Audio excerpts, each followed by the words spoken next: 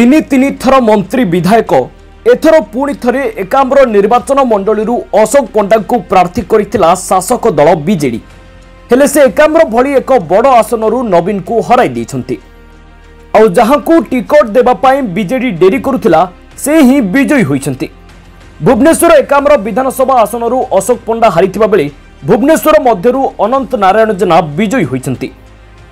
तेबे विधानसभा निर्वाचन 2024 रे भुवनेश्वर एकाम्र निर्वाचन मंडली वरिष्ठ मंत्री अशोक पंडा हारिचंती और तांकु हराइचंती बीजेपी रो बाबू सिंह।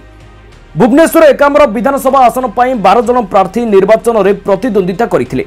एथिरु बीजेडी रो वरिष्ठ मंत्री अशोक पंडा 76,057 खंड भोट पाइथिबा बेले बाबू सिंह 72,107 खंड भोट पाई विजय लाभ करिसंती।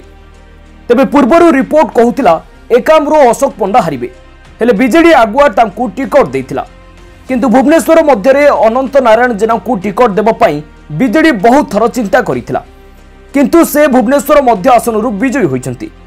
बीजेपी प्रार्थी जगन्नाथ प्रधान कठारु मात्र किछि अल्प भोट व्यवधान रे विजयी होइछंती।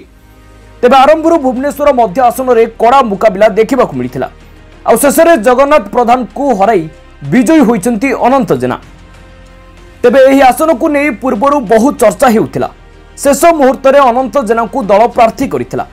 अन्यपटे एही आसनरु निजर पुराना नेता जगन्नाथ प्रधान को प्रार्थी करिदिला और जोरदार टक्कर देवा सत्वे मध्य हारी जाइचंती जगन्नाथ प्रधान। ब्यूरो रिपोर्ट दिनक टीवी।